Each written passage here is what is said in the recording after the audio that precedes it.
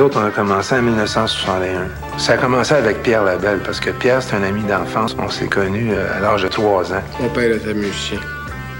Il était violoncelliste. Et puis, il y avait un quatuor à cordes qui venait répéter chez moi 2-3 fois par semaine. C'est quelque chose qui était très, très surprenant et excitant aussi, parce que mon père faisait des arrangements de pièces que je connaissais.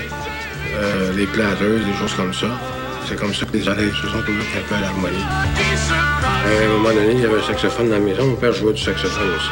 Et alors, j'ai pratiqué, évidemment. Puis la journée où il s'est rendu compte que j'ai passé trop de temps sur le saxophone, le saxophone était parti. Mon père, lui, avait connu les années difficiles de la musique. Donc, il voulait pas que j'aille ce genre de vie-là. Alors, on a trouvé d'autres moyens. Je me suis dit, en chantant, il peut pas me couper les cordes vocales.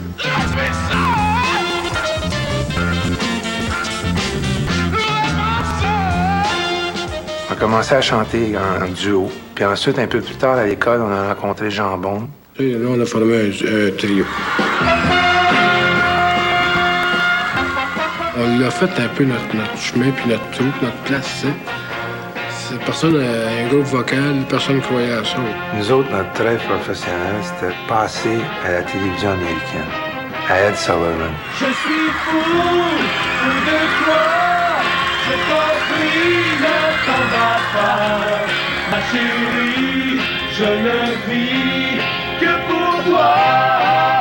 Quand on a commencé dans ce métier-là, notre premier professeur de chant nous avait dit de ne pas embarquer dans le show business pour faire de l'argent. Le but, c'est de s'amuser puis faire quelque chose qu'on aime. Le plaisir, c'était de chanter en groupe, de faire des chorégraphies. On se réunissait, puis là, on se montait les numéros, puis on se regardait dans le miroir. Puis on se voyait faire, et puis on bougeait. Ouais, ça, c'est pas pire, ça, c'est cute, ça, c'est le fun. Vu à telle place, ça, c'était pas ensemble ou à tel endroit, il y avait un manque. Ça, c'était nos chorégraphies. C'était important, je pense, pour un groupe vocal de pouvoir justement, sur scène, intéresser les gens au coup d'œil. Il n'y avait rien de compliqué. Hein. Il y avait des danses à toutes les semaines là, qui sortaient.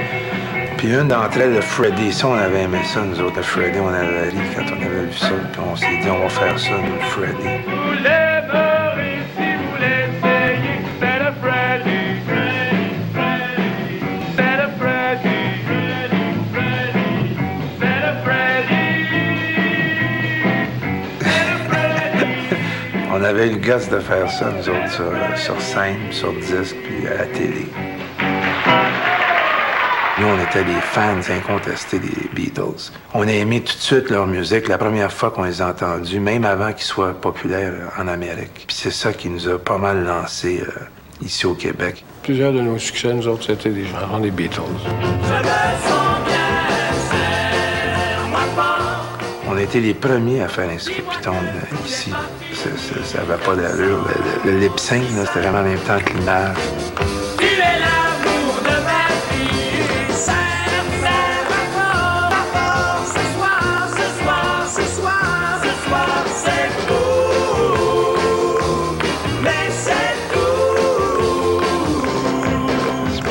Quand on voit ça aujourd'hui, là, mes enfants, quand ils voient ça, ils pleurent tellement qu'ils peuvent pas croire que c'est leur père qui est là. On a filmé ça dans un théâtre, le Théâtre National. Alors là, on a fait venir des jeunes filles, de près du même âge que la jeunesse aujourd'hui. Là. Et puis les petites filles tombaient par terre. Hein. C'était vraiment quelque chose. Et effectivement, c'est arrivé que des filles soient tombées sans connaissance. Mais dans le vidéoclip, il y a 4 filles dans l'assistance. Puis ils tombent sans connaissance, une après l'autre. Ça se prenait de l'imagination pour penser à des concepts comme ça.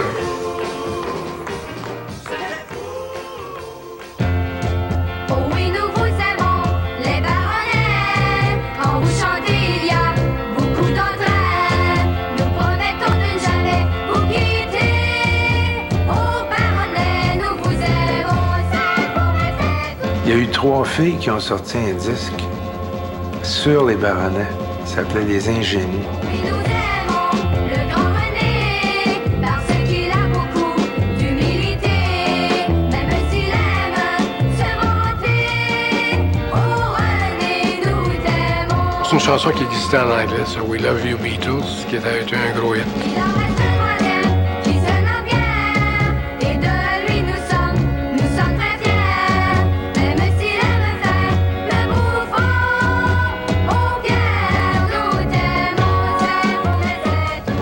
j'avais pas été dans ce groupe-là, puis si j'avais pas voyagé avec le groupe autant qu'on l'a fait, je sais pas où je suis aujourd'hui, ça c'est certain. C'était vraiment quelque chose de très, très enrichissant.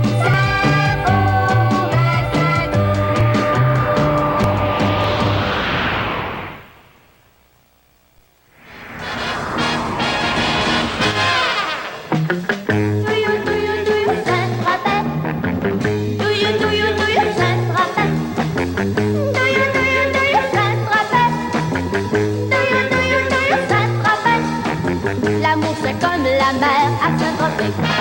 Ça change tous les jours à Saint-Tropez. Pour un soldat perdu, d'histoire trouvée, on ne meurt pas d'amour à Saint-Tropez. Moi, j'ai commencé à chanter. J'étais enfant. Je pense que j'avais à peu près 6 ans la première fois que j'ai chanté en public. J'ai toujours chanté. Ma mère, elle avait un restaurant à Granby, puis on chantait, puis je faisais les programmes d'amateurs, puis ça a continué, puis j'ai jamais arrêté, puis j'ai toujours fait ça pour gagner ma vie. Quel âge avez-vous, Jenny? J'ai 17 ans, mademoiselle. Depuis combien de temps êtes-vous dans le monde des artistes et des chanteurs? Ça fait exactement 6 ans. À 6 ans, je savais que j'étais pour devenir chanteuse. C'était déjà décidé. Je rêvais pas, je le savais, j'étais pour le faire. J'ai toujours été à l'école anglaise, donc à l'école, on m'appelait Jenny et rock, c'est parce que j'ai commencé à faire du rock and roll. Puis j'avais pas de disque, puis je voulais qu'on sache que je faisais du rock. Moi, je choisissais tout le temps des chansons de gars, puis j'avais des musiciens qui m'accompagnaient, c'était mon groupe, tu sais. Le restaurant de ma mère, on était le seul restaurant à Granby où on acceptait, quand ça a commencé, là, les gars de bicycle, là. Mais c'était pas des gars de bicycle comme aujourd'hui, là. Mais donc, j'ai été élevée avec ce genre de monde-là. C'est du monde qui aime le rock and roll. Nous ne sommes pas des anges, les anges du paradis. Laissez-les au ciel là-haut, les anges, la terre n'est pas le paradis.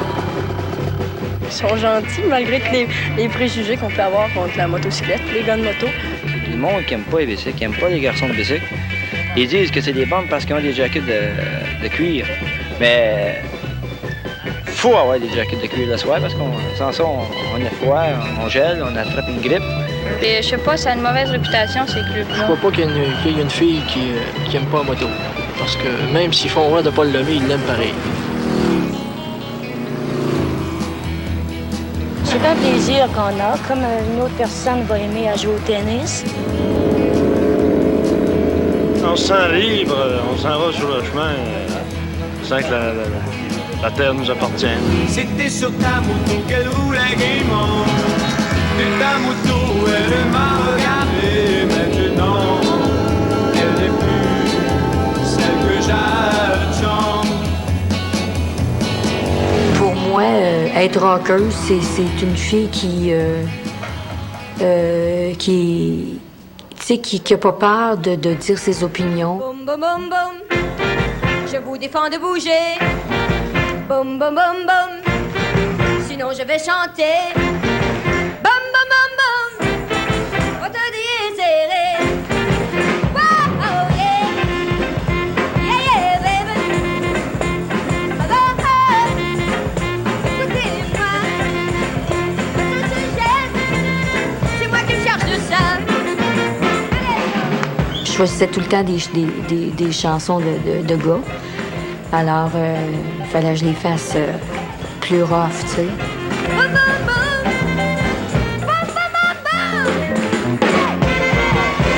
Quand je rentrais sur la scène, là, même si c'était un aréna, puis qu'il y avait une scène là, immense, là, je prenais possession de la scène. Je me sentais tellement grande. Il me semble que je pouvais couvrir la salle jusqu'au bout.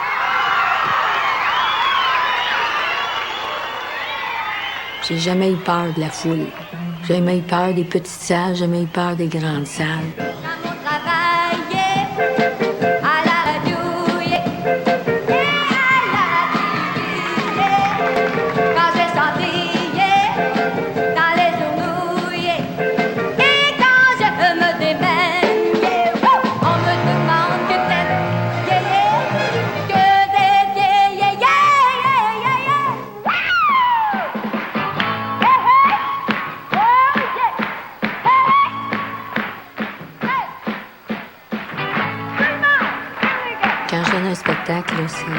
Je sais pas, je deviens comme une autre personne, je pense. Je prends possession de ce qui se passe, là, tu sais, je vis mes chansons. Parce que tu danses avec elle, parce que tu ne regardes qu'elle. Ne crois pas que je vais rentrer, ne crois pas que je vais pleurer.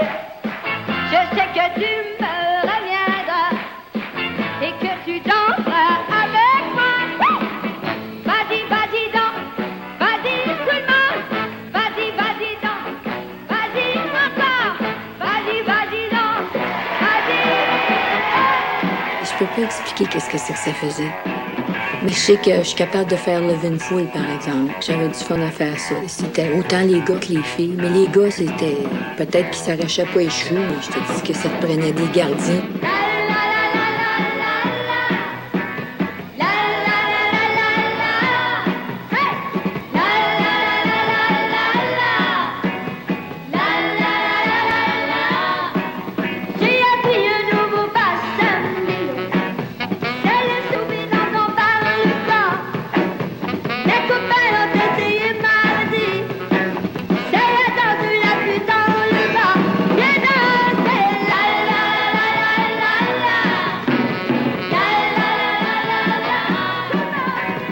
Quand le pony arrivait, là, ben, moi, j'étais la première à commencer ces nouvelles danses-là, ces nouveaux rythmes-là.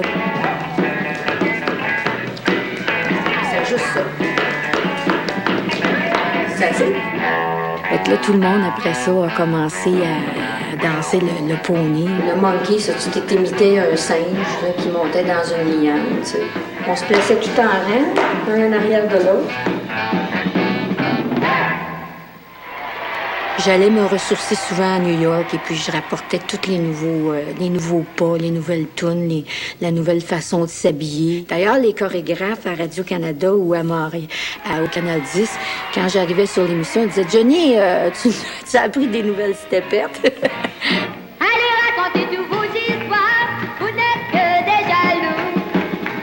Vos grands mots ne disent rien et moi je veux danser. Je veux danser.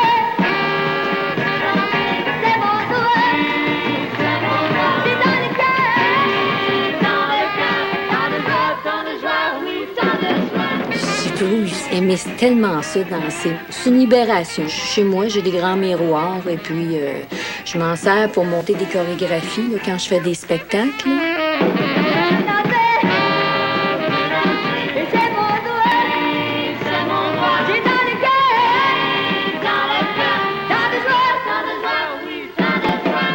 J'aime bouger.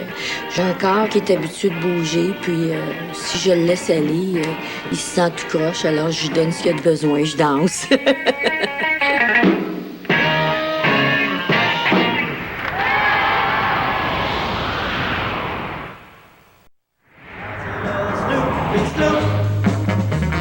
Allez danser tous le Snoopy. C'est facile de danser avec moi, car le Snoopy c'est la danse dans le vent. On recommence. À chaque semaine, à un moment donné, il y avait quasiment une nouvelle danse qui était montrée à la TV. Il y a eu des vagues qui se sont déroulées là, consécutivement. Moi, je me pratiquais la semaine avec mes sœurs. Oui, on pratiquait, oui. À la cachette. Hein. Il y en avait tout le temps une qui savait plus danser que l'autre, fait qu'elle te montrait. J'étais bonne nature. Moi, c'était ma blonde qui me les avait montrées. Pratiquer avec sa blonde, c'est plus gênant. Avec sa sœur, c'était moins gênant. J'avais pas de sœur pour pratiquer, fait que... Ce qui arrivait, on regardait ça à la télévision. Ah ah ah! Attention les copains, on va danser le chat!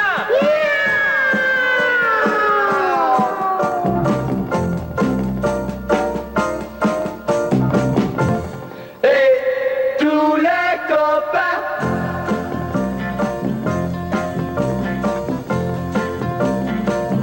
On va danser!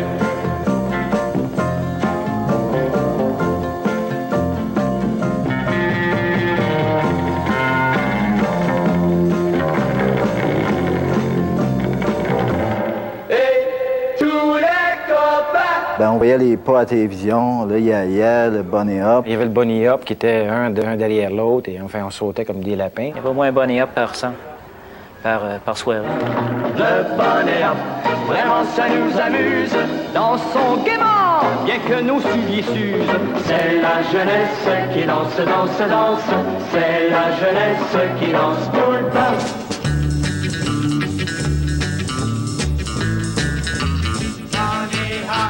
L'épaule jaune, ça, on aimait bien ça. Quand c'est un épaule jaune, on était correct, on n'a pas besoin de choisir. Les filles dans le milieu, les gars alentour, puis là, ils jouaient de musique. Puis à un moment donné, ils arrêtaient la musique, ils mettaient un slow, puis le gars qui était devant toi, tu le prenais. Quand on se mettait à 3 gars, on se donnait bien de la distance. Fait que quand ça arrêtait la musique, on en avait 15, fait qu'on avait le choix. Tu faisais pas toujours ton affaire, mais ça fait rien. Des fois, tu t'arrangeais, t'allais plus vite pour avoir celui que tu voulais. De temps en temps, ils nous envoyaient en affaires comme un merengue, des choses qui dataient plus des années 50. Là, j'allais m'asseoir.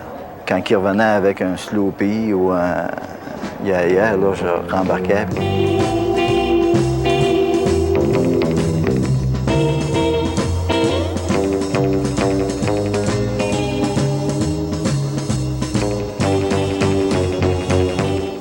Il y avait les pas de côté, puis tu frappais des mains. T'avances, tu recules, t'avances sur le côté, t'avances un autre. 1, 2, 3, clac. Tu pas à gauche, tu pas à droite.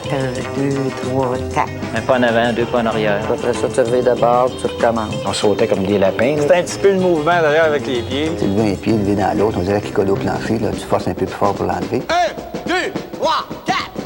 Allons-y, copains. Allons-y, copains. Allons-y, copains. Allons-y, copains. Allons-y, copains. Allons-y, copains. Comme vous dansez bien. Allons-y, copains. Encore une fois. Allons-y, copains. Allons-y, copains. Allons-y, copains. Allons-y, copains. Allons-y, copains. Allons-y, copains. Allons-y, copains. Allons-y, copains. Comme vous dansez bien. Allons-y, copains. Encore une fois. Allons-y, copains. Allons-y, copains. Le monkey, mais ça allait 5 pas mal. Le monkey, c'était comme ça, comme si tu montais ou si tu descendais un quart. J'essayais de synchroniser sur quelque chose, moi, je ne savais pas quoi, tu sais. Il poussait une banane ou...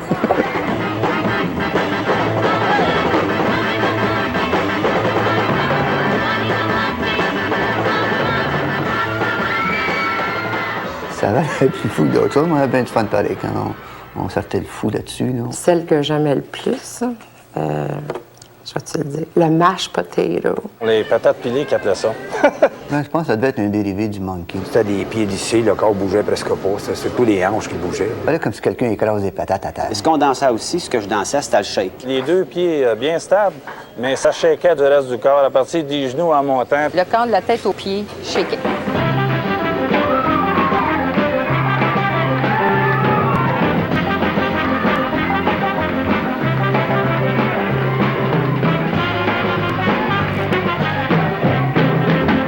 On a dansé des rock'n'roll, on a dansé... Le twist. Le mashed potato. Rock'n'roll. Hula hoop. Cha-cha. Cha-cha. Bunny up. Agogo. Rock'n'roll, mambo. Charleston, un petit peu plus vieux. Le rock. Shake, Twist. monkey, Cha-cha. Yaya. Cha-cha. Yeah. Twist. Go-go. Shake. Watusi. Toutes ces affaires-là.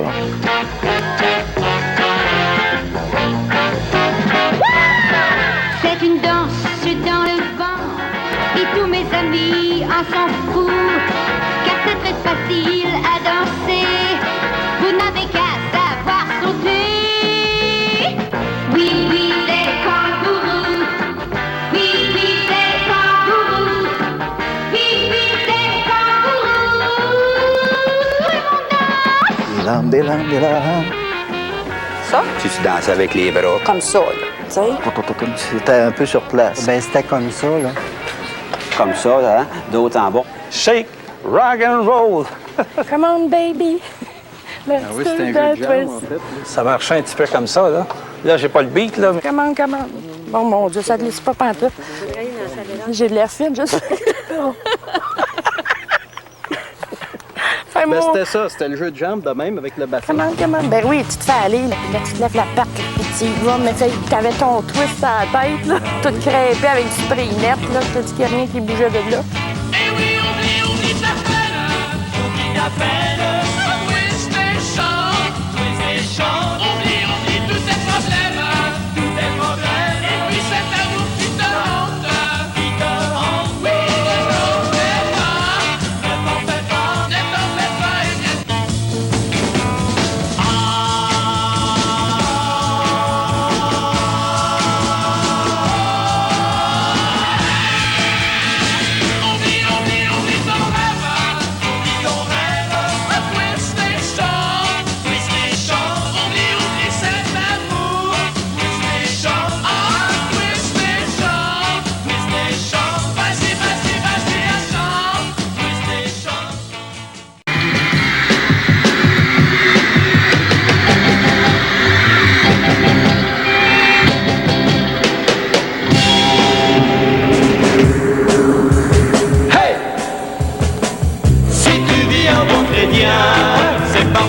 c'est par principe.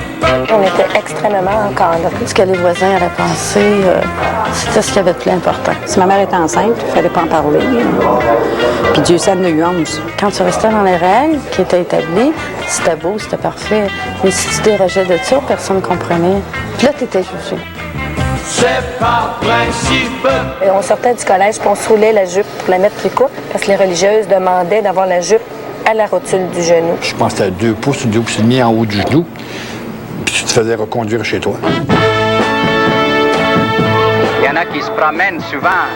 Short, short, short. J'aime le short, short. Allez, tous en cœur. Au courant de ça, qu'on a interdit le port des shorts aujourd'hui à Verdun, des shorts trop courts? J'en ai entendu un peu parler, oui. Qu'est-ce que vous dites de ça? Bien, je crois que c'est laissé à la discrétion de chacun, au bon goût de chacun. Personnellement, je suis contre la loi. C'est correct, parce qu'en ville, on devait en porter des plus longues et puis en campagne des plus courtes. Nos grands-mères, nos arrière-grands-mères, eux autres portaient les shorts jusqu'en bas de la cheville, puis quand ils levaient trop haut, ben, c'était un vrai scandale. Il n'y a pas de scandale à ça, c'est une question d'habitude. Bouche fermée. Il y a certaines femmes, des fois, réellement, c'est trop court. Ça dépend qui c'est qui les porte. Un short trop court, ça va pas être bon. Des grosses, non, mais des poupées, oui. Quand la fille est bien belle, puis pas trop grosse, bien balancée, ça reste correct. Personnellement, ils sont jamais trop courts.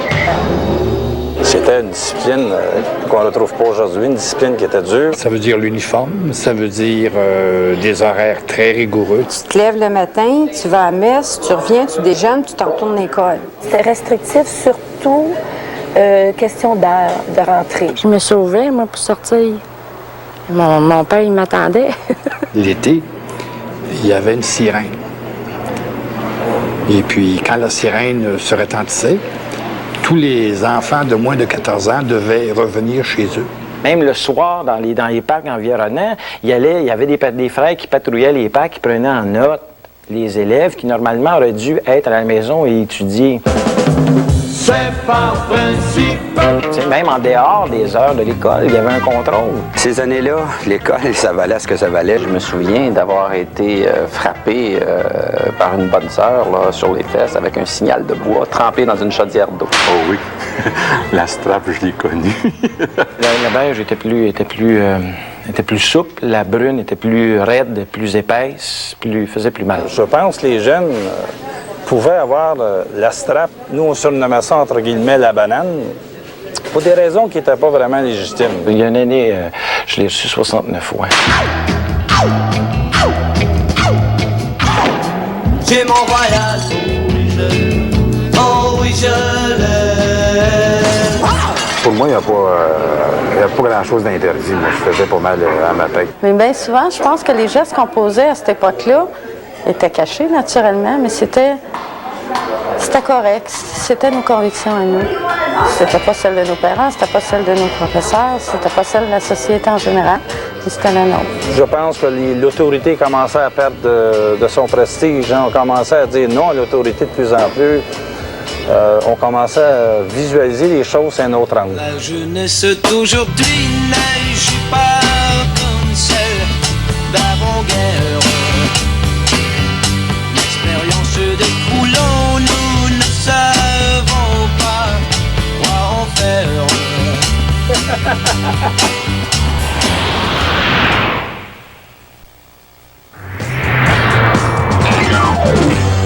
On est jeunes, frivoles, ils disent qu'on manque d'esprit. Dans notre sang, nous n'étions pas comme les jeunes d'aujourd'hui. C'est ce qu'on nous dit. C'est plus que le conflit de deux générations, c'est le conflit de deux époques. Les jeunes d'aujourd'hui paraissent parfois plus tumultueux que nous ne l'étions. Mais ils font preuve, beaucoup plus que ceux de ma génération, d'idéalisme. Le gouvernement a d'immenses responsabilités envers la jeunesse. Et Dieu sait que nous n'avons pas craint de les assumer.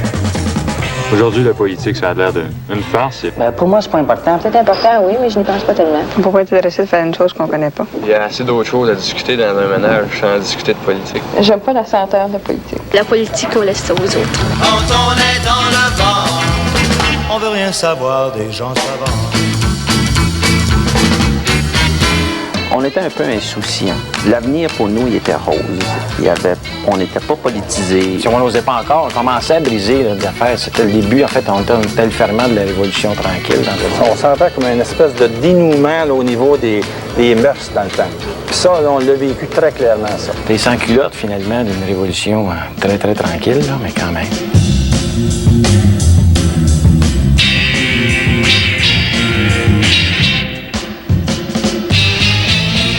Hello! Dans les années 60, j'étais guitariste soliste et chanteur soliste du groupe Les Misérables. On s'est rencontrés plusieurs gars des fois dans la classe, puis on discutait, on aimait la musique, toute l'équipe. On s'est formé un petit groupe comme ça.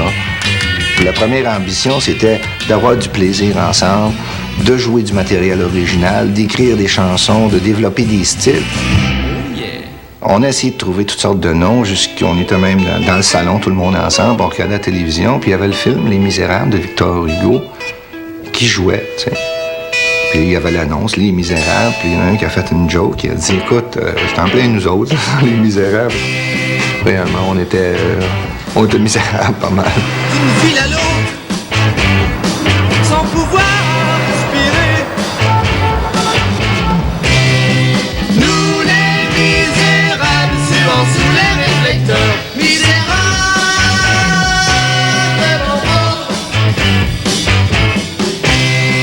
Étant un groupe qui était considéré un petit peu plus underground, c'est sûr qu'on était barré à certaines places parce que les gens nous trouvaient trop rock'n'roll un peu des fois. On s'est fait même répondre certaines fois, non, tu peux pas passer à la télévision, t'as les cheveux trop longs. C'était comme, ça devenait compliqué. Donc, à un moment donné, on essayait d'écrire des chansons pour sensibiliser les gens sur ce qu'on vivait. Les vieux disent que les jeunes sortent trop souvent. Ils restaient chez eux, ça c'était de leur temps. Aujourd'hui, les vieux comprennent pas complètement ce que les jeunes pensent puis comment ils veulent agir. On dirait qu'ils veulent pas que nous autres, à notre âge, on dirait qu'ils veulent pas qu'on pense comme on pense. Vous êtes fous de faire des choses comme ça, qu'est-ce qu'ils vous prennent? Donc, ils ne comprennent pas. Pour eux autres, les choses sont comme elles sont. Ne vous laissez pas trop influencer. Laissez parler vos parents, allez vous amuser. Nos pères n'ont pas connu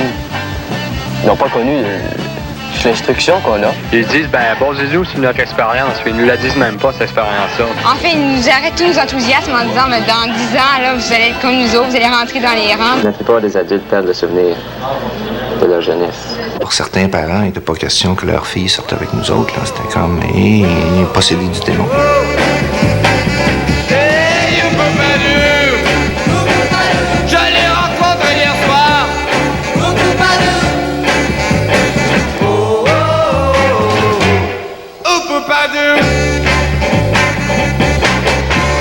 Quand on était en spectacle, c'est ça qu'il y avait beaucoup de demoiselles qui venaient nous voir.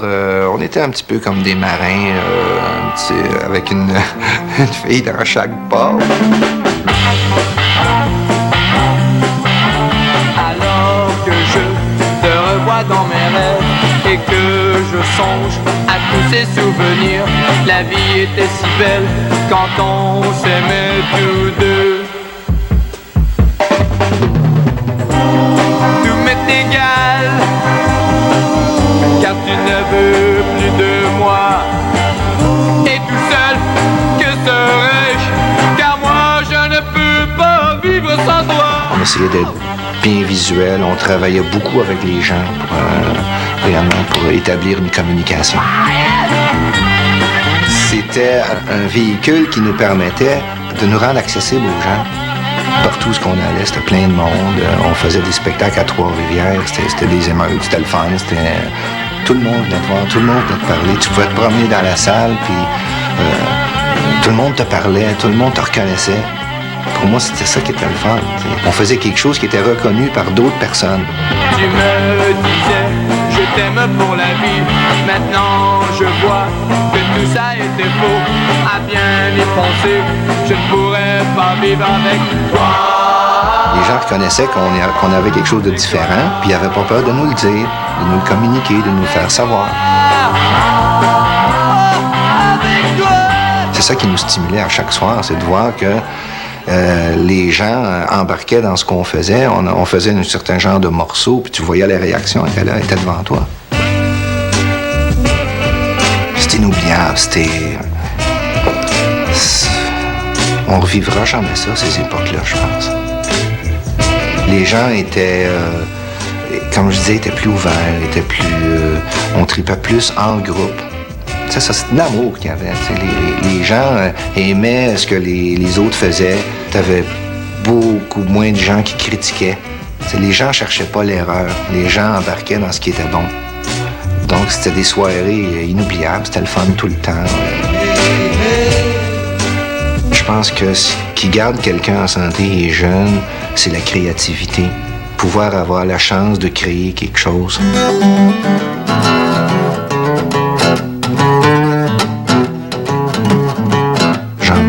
C'est ce que je veux faire jusqu'à temps que je meure. Puis le fait d'avoir mon propre studio d'enregistrement en arrière de chez moi maintenant, je sais ce que je vais faire pour le reste de ma vie. Je me verrai pas faire d'autre chose, absolument pas.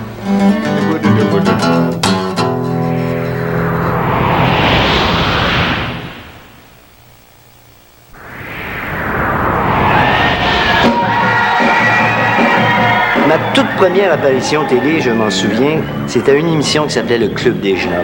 Et il y avait un concours d'orchestre. Et nous avions chanté une chanson, je crois que c'est une de mes premières chansons que j'ai écrites. Ça s'appelait « Elle est revenue ».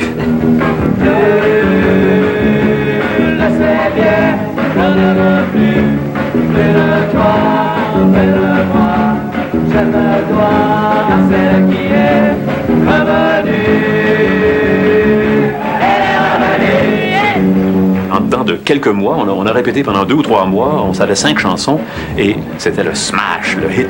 On a eu une popularité instantanée. Alors soudain, je me suis retrouvé en plein rock and roll. Évidemment, je vivais l'effervescence créée par les Beatles. Alors j'étais là, je m'étais laissé pousser les cheveux. D'ailleurs, on m'a mis à la porte du collège parce que j'avais 3 poils par-dessus l'oreille gauche. Et puis bon, ça faisait bien mon affaire, peut-être aussi à l'époque, de quitter l'école.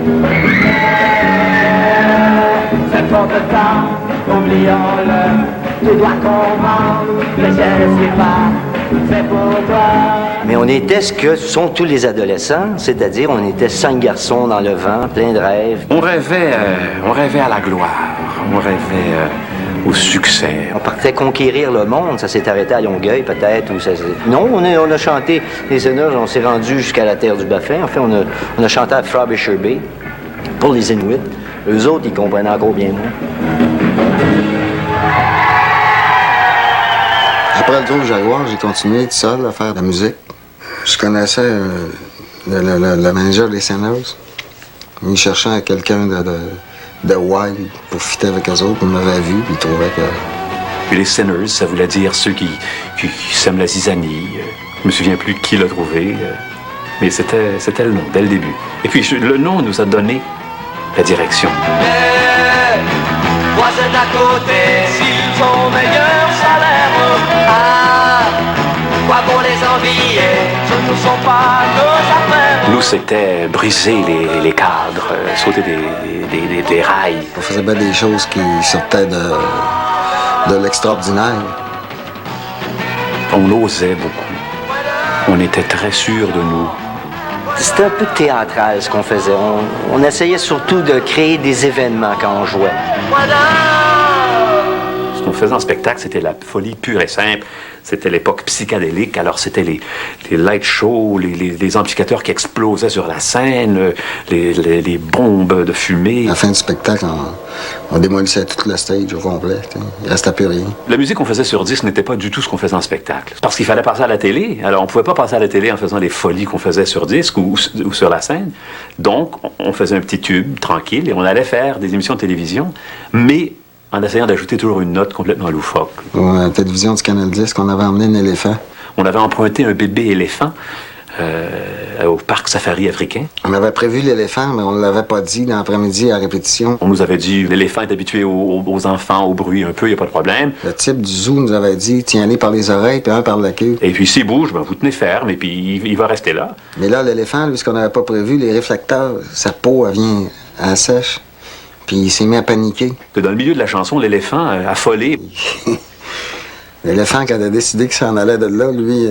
Et part, il me pile sur le pied, pesait 700 livres, le bébé éléphant. J'ai lâché le lobe de l'oreille, voyez-vous? Il a foncé dans une caméra, puis il a foncé dans la foule, puis ça a été la panique dans le studio. Et c'est en direct à cette époque-là. Et c'est la cohue, la zizanie totale.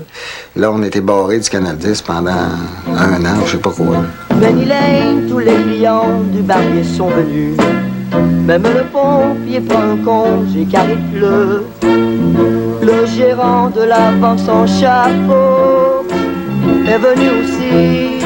Bon, on faisait n'importe quoi pour que les gens parlent de nous. On voulait faire parler, c'était facile de faire parler. Une carrière se bâtit sur, tu sais, parler de moi en bien ou en mal, mais parler de moi. Alors, on faisait parler de nous. Les journalistes nous appelaient, puis y a un scandale qui va se passer, allez-vous faire le quoi de terrible? Ils attendaient toujours le coup qu'on allait faire. Les journalistes nous aimaient parce qu'on avait toujours quelques conneries à dire. Mais souvent, on faisait rien, on les laissait sur l'attente. On se servait des médias et les médias se servaient de nous. On nous accusait de toutes sortes de choses, de corrompre la jeunesse, d'organiser des love-in qui devenaient des orgies, de drogue et de toutes sortes de choses, ce qui était faux. Penny Lane est à mes yeux comme une fille. Moi, j'y reviendrai finir ma vie. Penny Lane. On avait un impresario, un agent qui nous aidait à trouver des coups à faire. C'était le fun. Un soir, on avait cassé 8 télévisions. On se promenait rue de Sainte-Catherine en transportant des grandes photos de nous-mêmes, en faisant des embouteillements épouvantables. À un moment donné, on avait fait une soucoupe volante sur le toit de l'hôtel Bonaventure. On avait toujours la manchette. On était un peu les kings du happening. Je suis le fou du roi. Je suis le fou du roi. Mon Dieu, oui, des tours, j'en ai joué, je m'en suis fait jouer. Mettons, prendre les souffres-douleurs, les mettre les déshabiller tout nus, les jeter dehors en plein hiver. Aller mettre un cochon dans la chambrette du proposé au dortoir. Enfermer un vieux curé qui avait peut-être 80 ans, qui dans l'alcôve en haut, dans les mansardes en haut, avait son petit coin de bibliothèque. L'enfermer là, il était là pendant 2 jours. Il le cherchait.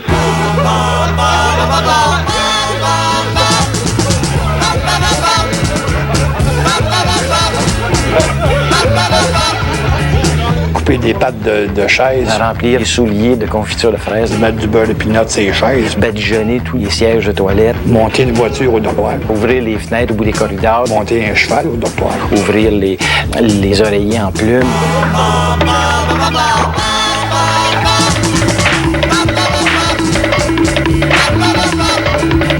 On allait dans les tavernes à ce moment-là.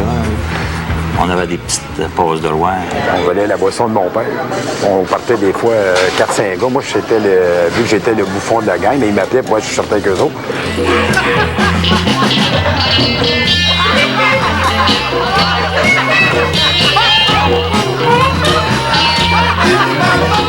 On voyait des gars habillés des chemises à fleurs, puis on prenait nos verres de liqueur, puis on les arrosait avec ça. On disait qu'on arrosait les fleurs qui poussent plus vite. J'avais que faire un bon tour de village avec la voiture de mon grand-père.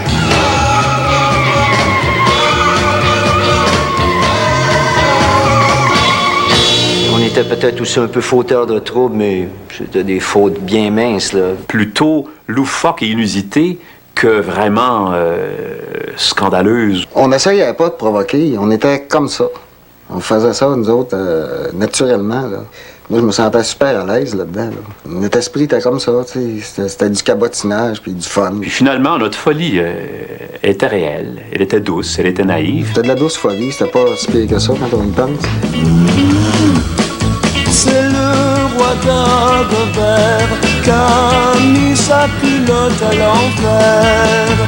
Et si un roi puisse permettre ça, pourquoi le Premier ministre ne le ferait pas? Go, car maintenant t'es le plus haut, un ministre aux cheveux blancs. Toi t'es l'emblème de notre génération. Moi, j'ai adoré ça, les Sinners. Moi, je pouvais faire toutes les folies que je voulais. Là. C'était vas-y. C'était à 200 waves à l'heure. Ce n'est que nos revoirs, mes frères, ce n'est que nos revoirs. On savait à l'époque qu'on vivait quelque chose d'absolument extraordinaire.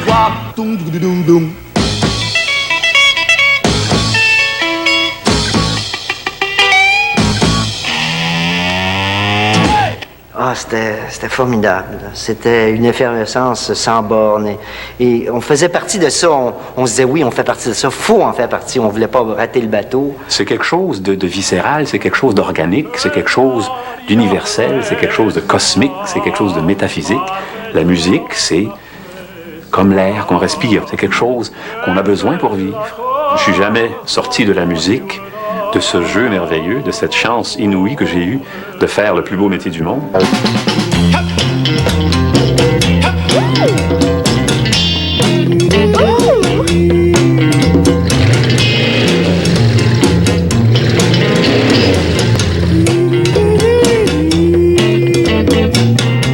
Ce qui nous fascinait beaucoup, là, c'était les petites MG, là, des petites MG, là, ça, là, convertibles. Les gars des hula-hoops en avaient. On checkait ce que les gars avaient. Et puis là, ben, tout le monde rêvait d'avoir ces autos-là. Tu disais, tabarnouche, les gars ont de l'argent, puis ils servent lui, ça, tu sais, c'était propre. Je me souviens encore Yvan Côté qui se promenait en Austin Healey. Bon, Yvan se promenait en Austin Healey, tout le monde rêvait d'avoir une Austin Healey.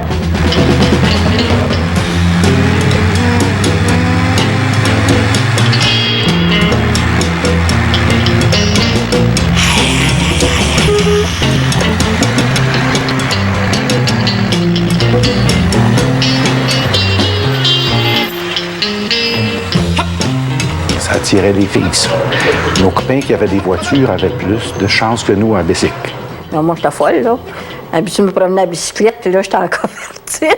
Une affaire de grosses voitures longues, l'intérieur rouge, l'extérieur noir. Hein, c'était quelque chose d'impressionnant, ça. Si j'avais ça, il me semble que je n'aurais des blondes avec ça. Parce qu'on s'imaginait qu'avec une auto, dans ce temps-là, on n'avait plus de pouvoir avec les filles. Quand les gars avaient des autos, tu comprends, ça faisait très sérieux, très mature. C'était pas toujours le cas.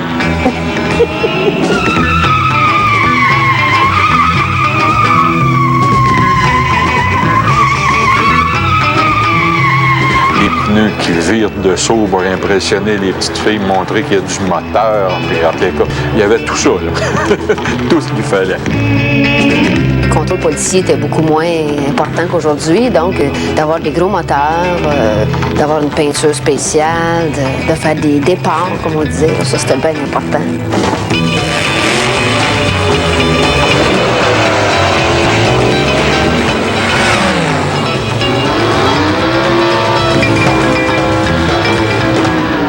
Les gars, ils paisaient dessus, puis ça faisait des courses, hein? Oui. Ben oui. Les gars faisaient des courses. Ben oui, là, ceux qui arrivait le premier. Qu'est-ce qui gagnait, celui qui arrivait le premier? Mais il y avait la plus belle fille. C'est ça.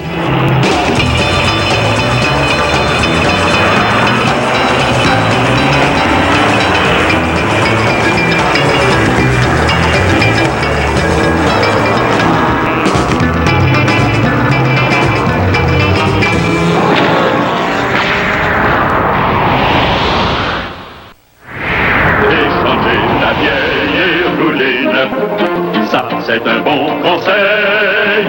Roulez neuf dans une Chevrolet, Chevelle, Chevy 2, Corvair, Corvette, Oldsmobile F85 ou Envoy Epic. Allez-y, n'attendez pas. Vous verrez que ça paye d'échanger de la vieille. On a dit qu'il faut se trouver un nom, donc mes parents avaient une voiture qui c'était une Chevrolet Bel Air. On a dit d'emblée, le nom c'était Bel Air, donc c'est parti comme ça. Je n'ai que toi.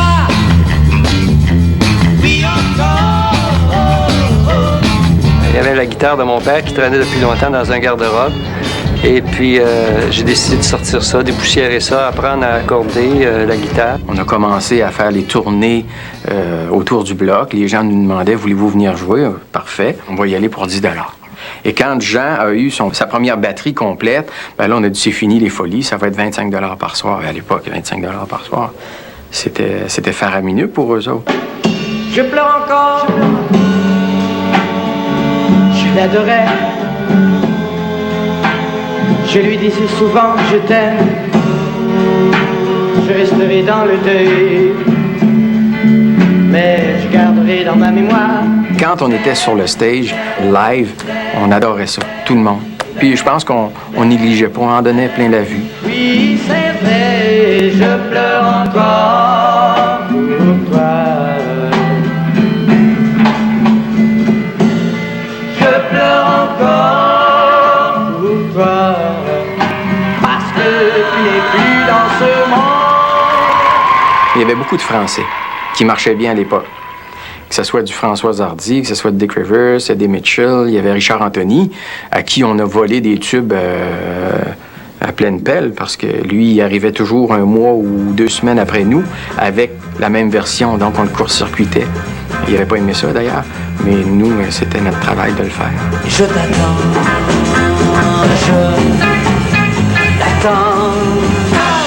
mon rêve inconnu. Quel est ton nom? Quel est ton but? Mais c'est l'amour.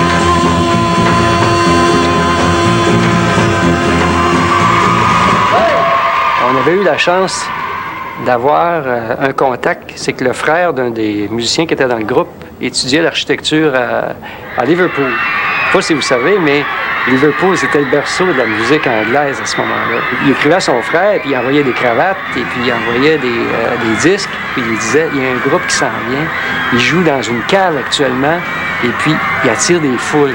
Il dit, ça, je pense que ça va être un groupe bien populaire. Yeah! Car ce n'était qu'un garçon, un gars aux cheveux longs, comme les Anglais les sont, ceux qui font des chansons et que nous admirons. Dès que le son anglais est arrivé sur les ondes de radio, les Bel Air avaient déjà tout catché ça, le son anglais, et ils pouvaient leur produire 5-6 chansons les plus populaires qui arrivaient, eux autres, là, une derrière l'autre. Ce que nous admirons.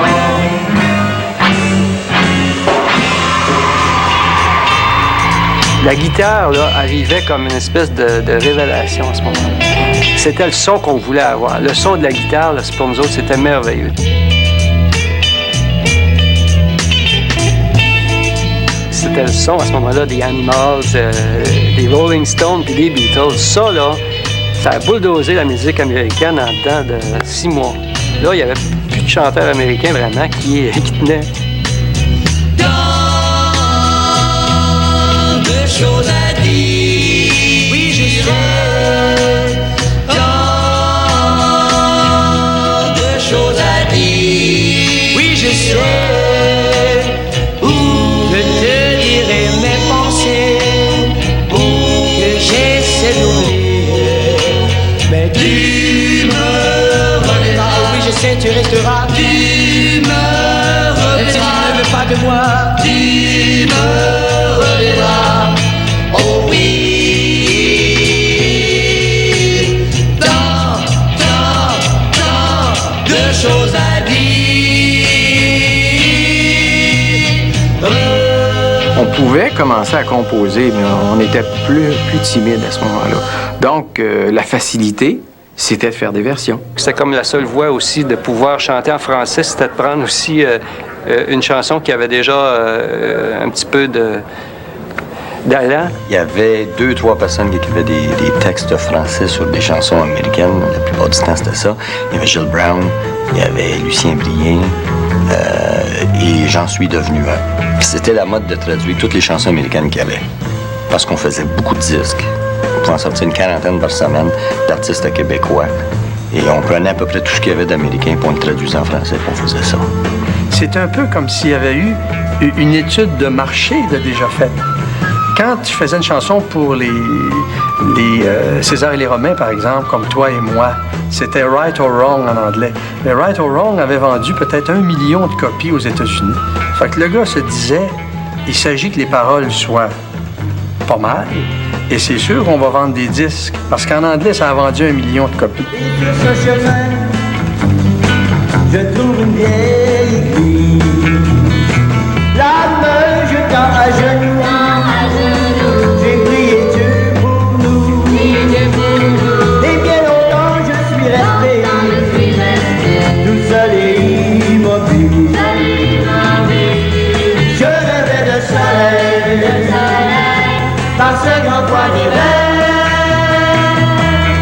Et c'est un peu une certaine paresse aussi de la part des producteurs et sauver des sous au niveau du coût. L'éditeur américain était souvent même pas au courant que la version française d'une chanson d'Elvis ou des Rolling Stones avait été faite au Québec. Je ne peux pas me satisfaire, mais je sais, mais je sais, mais je sais, mais je sais, mais je ne peux pas, je ne peux pas, ah, je ne peux pas.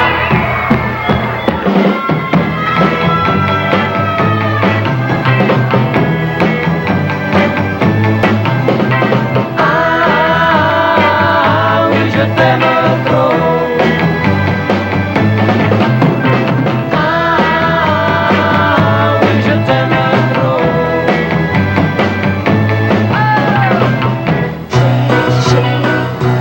Donne-moi ton amour, oui, et pour toujours, je serai près de toi. Je ne pourrai jamais t'oublier. Tu le sais, chérie. Oh, je t'en supplie, donne-moi ton amour. On écoutait beaucoup aussi, quand on écoutait la radio, on prenait en note les mots des chansons. On se faisait des cahiers de chansons. Là, on copiait ça, puis on se passait ça. Puis c'était pas du lip-sync, mais c'était quasiment, là. Et dans ce temps-là, je comprenais même pas les paroles. Je parlais pas anglais du tout. On prenait le disque, mettons les Beatles. On regardait dans le dictionnaire, on le traduisait complètement en français. Puis quand on allait naissant dedans, on chantait tout avec le français.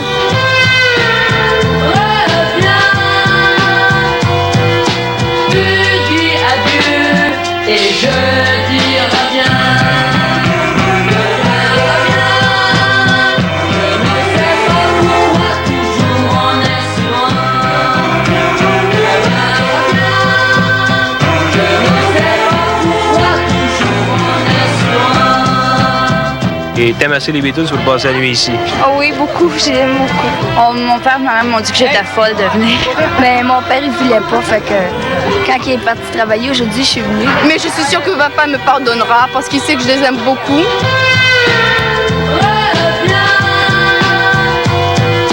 Tu dis adieu et je dis reviens. Reviens, reviens. Je ne sais pas pourquoi toujours on est si loin.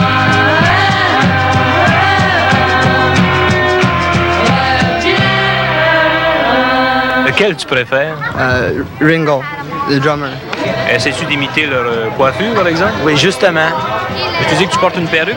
Non, monsieur, c'est mes cheveux naturels que je porte. Je vais m'en faire une coiffure de même, je suis pas certain. Avant, si mes cheveux veulent le vouloir. Moi, je veux bien si mes cheveux veulent le vouloir. On dit des fois de l'homme de sang du singe. Hein. C'est difficile d'expliquer la manière ces gens-là, la raison profonde de leur réaction. Qu'est-ce que vous pensez des Beatles? Oh, je pense que c'est une vague qui va passer très, très vite. Oui? Oui. Est-ce que vous accepteriez de sortir avec un petit gars qui a les cheveux aussi longs qu'un des Beatles? Oui. À quoi ça tient, cette vague, d'après vous? Ça tient plutôt il faudrait des jeunes qui les encouragent, quoi, de la jeunesse qui les encourage. Did you see them on television? Les avez-vous vus à la télévision? Yeah.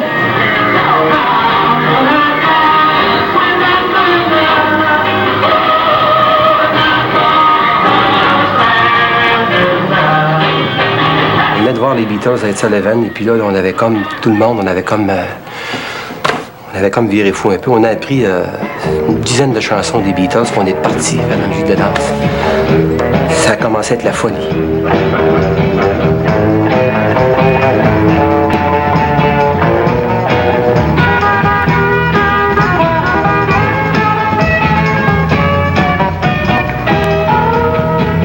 On est arrivé à Montréal vraiment comme des campagnards de la ville de Québec, là.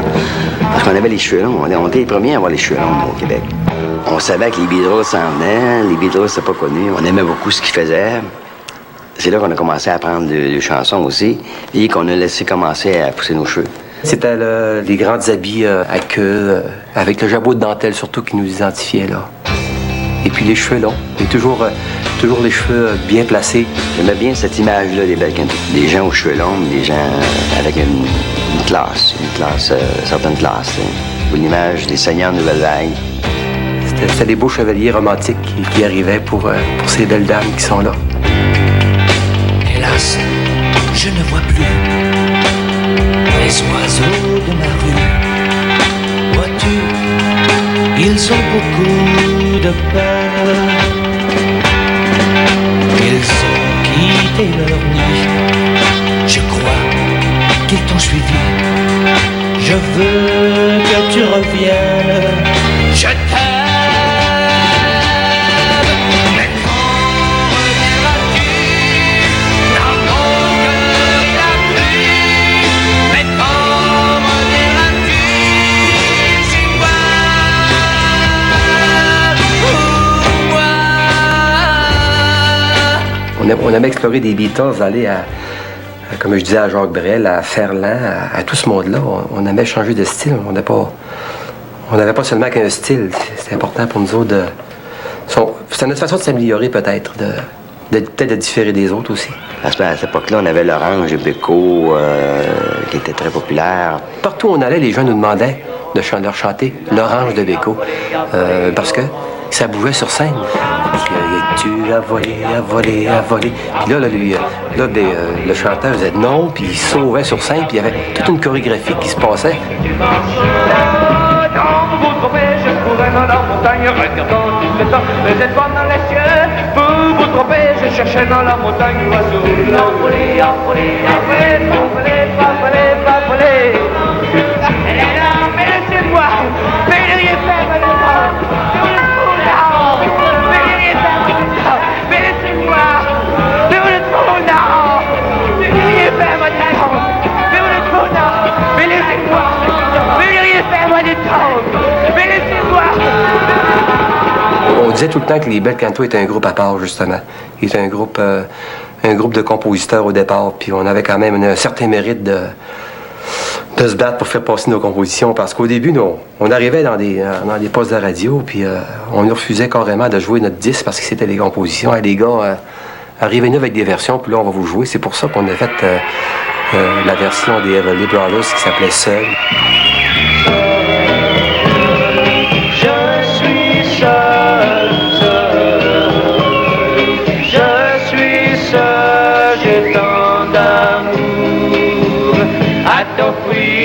J'ai tant de temps et d'avenir que je te cherche, mais je me retrouve seul. Je suis seul.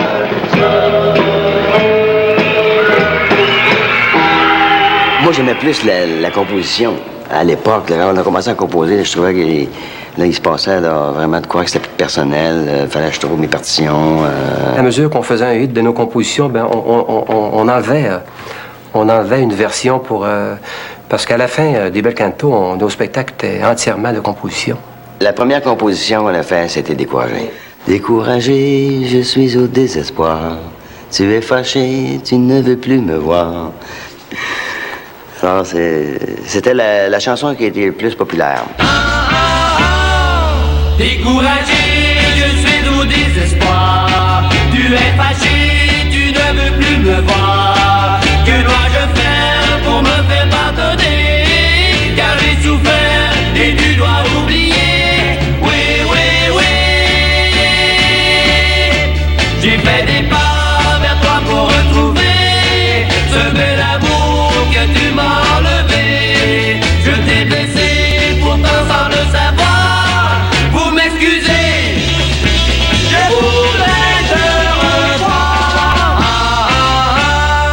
Découragé, je suis au désespoir. Tu es fâché, tu ne veux plus me voir. Que dois-je faire pour me faire pardonner? Car j'ai souffert et tu dois oublier. Oui, oui, oui.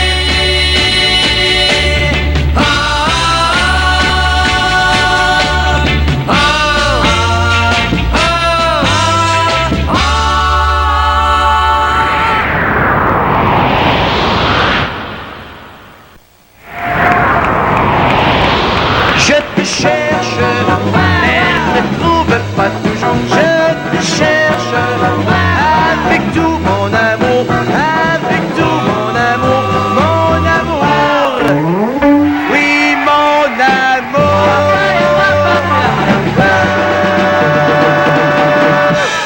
l'amour. C'est l'amour que tu dégages, puis l'amour qui... C'est l'amour qu'on te donne en retour. C'est ça, moi, je pense, qui fait que... C'est la sensibilité, c'est humain. On devient proche des gens. Ça me manque de temps en temps. On peut dire que c'est sûr que ça me manque. La vie de public, jouer de la musique devant un public, c'est sûr que ça me manque. Quand je pense à cette époque-là, je pense que c'était la plus belle époque de ma vie. C'est un rêve merveilleux.